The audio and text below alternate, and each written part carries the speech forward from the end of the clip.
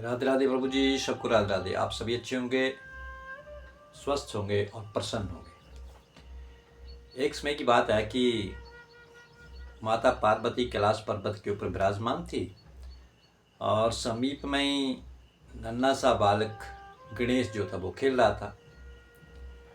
ऐसे ही खेलते खेलते ना जाने गणेश के मन में क्या भाव आया कि माता के पास गया और माँ से कहने लगा कि मैया मैया कि सबसे पहले विवाह मैं करूँगा, शादी मैं करूँगा। माता गणेश जी के मुख से ऐसी बात सुन करके बड़ी हंसने लगी। क्या कह रहा है? अरे गणेश, ये क्या कह रहे हो कि हाँ मैया सबसे पहले विवाह मैं करूँगा। माता ने कहा नहीं, ऐसे थोड़ी नहीं हो सकता है। तेरा बड़ा भाई भी है कार्तिक, सबसे पहले बड़े भाई की शादी होगी तभी तेरी होगी, ऐसे थोड़ी नहीं हो जाएगी। तेरी शादी हम पहले कर दें और बड़े की शादी ना करें। लेकिन गणेश कहता नहीं, मैं ये पहले शादी मैं करूँगा, विवाह मैं करूँगा पहले। माता को हंसी भी आए गणेश जी की बातों के ऊपर। अब जैसे ही ये बात चर्चा हो ही रही थी, कितनी देर में भगवान आशुतोष और कार्तिकेय भी वहां पे पहुंच गए। और पार्वती को हंसते हुए आशुतोष ने पूछा, ये प्रिय क्या बात है, दोनों माँ बेटा किस बात पे हंस रहे हो, किस बात पे आप आपस में बातचीत हो रही है? तो माता गौरा ने कहा प्रभु से कि गणेश कह रहा है कि कार्तिकेय से पहले मैं शादी करूंगा, मैं विवाह करूंगा। अब जब इतनी बात बोले ने सुनी तो बोले भी मुस्कुराने लगे, हंसने लगे। लेकिन उधर साथ में खड़ा कार्तिकेय वो कहने लगा, ये कैसे शादी करेगा, पहले शादी पहले मैं करूंगा। अब एक है कि शादी पहले मैं करूंगा, कार्तिकेय कहे शादी मैं करूंगा। और अगर देखा जाए तो सबसे पहले विवाह तो कार्तिक का ही होना चाहिए, वो बड़ा भाई है। अब दोनों में आपस में बात होने लगी। नहीं माने गणेश का है कि मेरा विवाह पहले होगा, वो कहता है मेरा विवाह पहले होगा। अब माता पार्वती और शंकर जी विराजमान हो गए, बैठ गए और हंसने भी लगे, हंसी भी आए। कहा कि अब इनकी इस झगड़े का निपटारा कैसे किया जाए। तो उन्होंने कहा ठीक है, इसका फैसला अब हम ही कर देते हैं कि किसका विवाह पहले होगा और आपको हमारी बात माननी पड़ेगी। कार्तिकेय ने कहा ठीक है पिताजी, जो आप कहोगे वही। तो ऐसे कीजिए कि आप दोनों इस पूरी धरा की, पूरी पृथ्वी की परिक्रमा कीजिए और जो सबसे पहले परिक्रमा करके हमारे सामने आ जाएगा उसका विवाह पहले होगा। उधर कार्तिकेय ने जब इतनी बात सुनी तो एकदम वो अपने वाहन के ऊपर सवार हो गया। मोर उनका वाहन है, उसके ऊपर सवार हुआ और एकदम से निकल गए यात्रा के लिए, परिक्रमा के लिए। और उधर गणेश बालक जो था वो खड़ा है और उसका वाहन क्या है, उसका वाहन है चूहा। अब चूहा गणेश की तरफ टुकुर टुकुर करके देखे, कितने पूरे इस पृथ्वी की धरती की परिक्रमा करते करते मेरा तो कुछ उम्र निकल जाएगा। अब गणेश भगवान का शरीर भी थोड़ा नमोदर जैसा, मोटा सा, बड़ा सा पेट, बड़ा सा पूरा शरीर मोटा तगड़ा है। अब चूहा भान है गणेश जी का। अब गणेश को देखे चूहा, टुकुर टुकुर देखे कि अब ये क्या करता है, कैसे होगा। और कहाँ वो मोर के ऊपर विराजमान होकर के कार्तिक के निकल भी चुका है और हम कब कैसे परिक्रमा करेंगे, ये तो कई वर्ष लग जाएंगे। माता पार्वती ने कहा कि बेटा तू यहीं खड़ा है, तेरा बड़ा भाई कब का निकल चुका है परिक्रमा के लिए, तो तू भी निकल, बैठ अपने वाहन के ऊपर जा। अब गणेश ने कहा कि माता मुझे थोड़ा सोचने दे। अरे सोचेगा क्या, क्या सोचना, क्या परिक्रमा करनी है तो जाओ, तभी विवाह होगा, उसी का विवाह पहले होगा जो पहले परिक्रमा करके आएगा। अब गणेश जी ने क्या किया, माता पार्वती और भोले शंकर को दोनों को एक जगह के ऊपर, शिला के ऊपर बैठा दिया। कहा कि ये क्या कर रहे हो? कहो माता जी रुकिए, 2 मिनट रुकिए, थोड़ी देर के लिए रुको।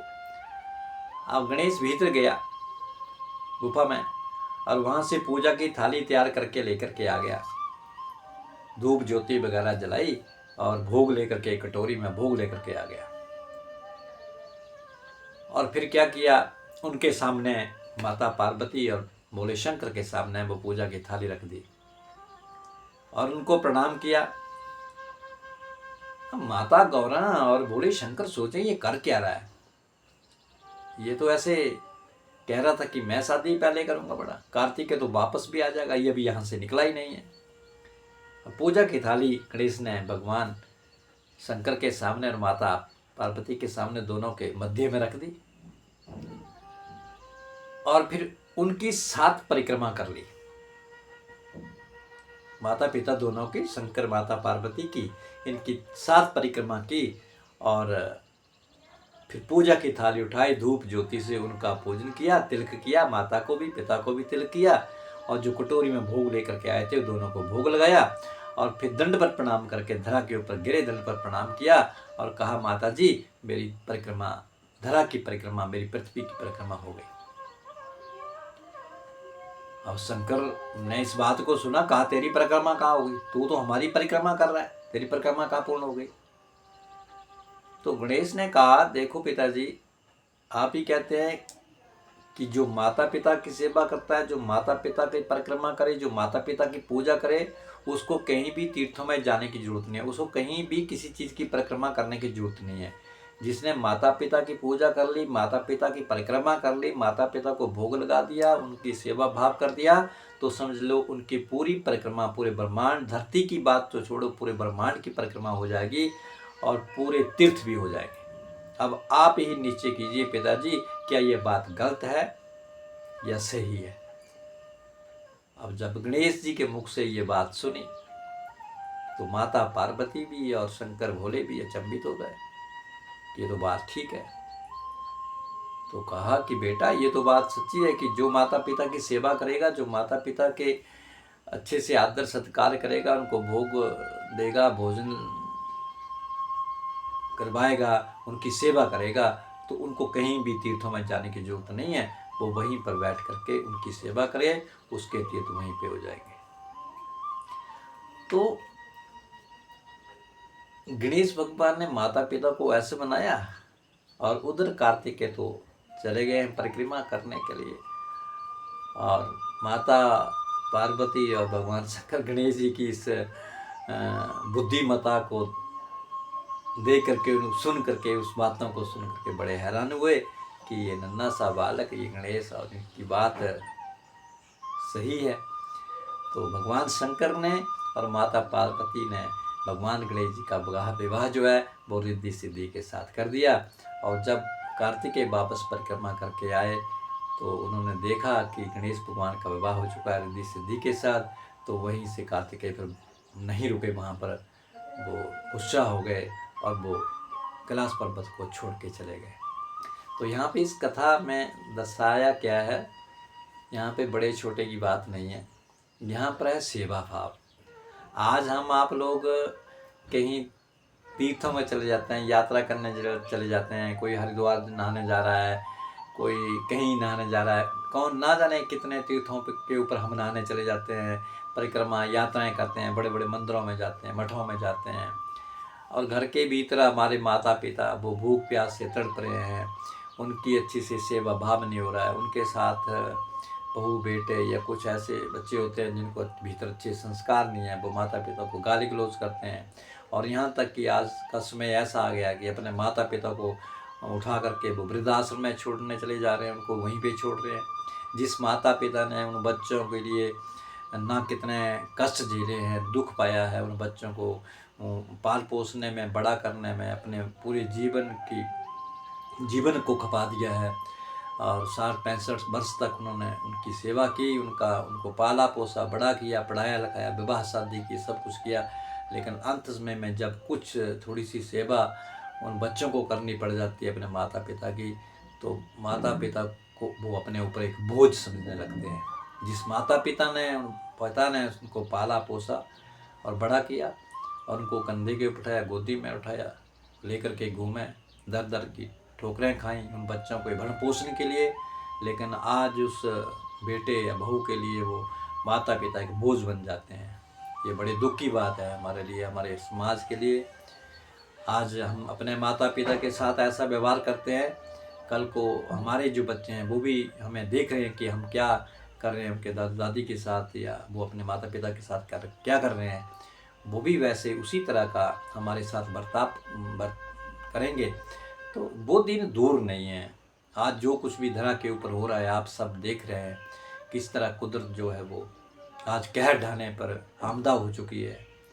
तो प्रभु जी ये तो हमसे भूलें हुई हैं, हमसे पाप हुआ है, तभी तो ये अ, प्रभु जो है इतने विराट रूप में आया है, इतना वो प्रलय कर रहा है। और कहाँ पे प्रलय कर रहा है? ऐसी जगह पे कर रहा है, तीर्थों पे ही कर रहा है, जहाँ पे मंदिर हैं, जहाँ पर पूजा स्थान है, वहीं पर वो ये घटनाएं घट रही हैं। क्यों? हम अपने माता पिता को छोड़ करके हम बड़े बड़े तीर्थों में चले जाएं, जहाँ मर्जी चले जाएं, कोई फ़ायदा नहीं है, हमारे पाप धुलने वाले नहीं है। जब तक माता के चरणों में ही सब कुछ है, माता पिता के चरणों में ही स्वर्ग है। उनकी सेवा कीजिए आदर भाव के साथ, उन्हें कुछ नहीं चाहिए, एक वक्त का उनको भोजन चाहिए और 2 मीठे शब्द उनके साथ बोल दिए जाए। आपको कहीं भी जाने की ज़रूरत नहीं है, किसी तीर्थ के ऊपर जाने की ज़रूरत नहीं है। और ये कुदरत और वो प्रभु भी हमसे प्रसन्न रहेगा। जिस तरह की आपदा, जिस तरह के प्रलय जो तरह के ऊपर आ रहे हैं, ये ऐसे नहीं होंगे। आज हमने तीर्थों को, हमने इन मंदिरों को, इन मठों को आज हमने एक भगवान का घर न मान करके एक पिकनिक स्पॉट के रूप में हम इनको मानने लग पड़े हैं। मौज मस्ती के लिए हम इन जगहों के ऊपर जा रहे हैं और पाप बढ़ रहा है और चलिए कुदरत को भी कहर बरपाना पड़ रहा है। तो प्रभु अभी भी देर नहीं हुई है, अभी भी समझ जाएं तो कुछ आगे होने वाला नहीं है, नहीं तो बहुत बुरा होने वाला है और दुख सबको पाएगा। दुख जो है तो सबको आने वाले हैं। इसलिए अपने माता पिता की सेवा करें, हमारे घर के भीतर गाय बंधी है उसकी सेवा करें, उसकी परिक्रमा करें। आज गायें बेचारी वो दर दर की ठोकरें खा रही हैं, भटक रही हैं, किसी की पूँछ काट दी, किसी का सींग तोड़ दिया। तो भगवान के आंखों से अश्रु तो बहेंगे, उसको देख करके दुख तो प्रभु को भी होगा। जब उसके अश्रु बहेंगे ना तो उन अश्रुओं में सब कुछ बह जाएगा, हमारा कुछ नहीं बचेगा। इसलिए इनकी सेवा करें, माता पिता की सेवा करें, जीवों की सेवा करें, इसी में हमारा भला है और इसी में हमारी आने वाली पीढ़ी का भला होगा, अन्यथा सब कुछ तहस नहस हो जाएगा। इसलिए तीर्थों में अगर कोई तीर्थ है तो वो केवल माता पिता की सेवा है और माता पिता के चरण हैं। आज का प्रसंग आपको ये कैसा लगा? अवश्य लाइक करें और मेरे चैनल को सब्सक्राइब करें। सबको राधे राधे।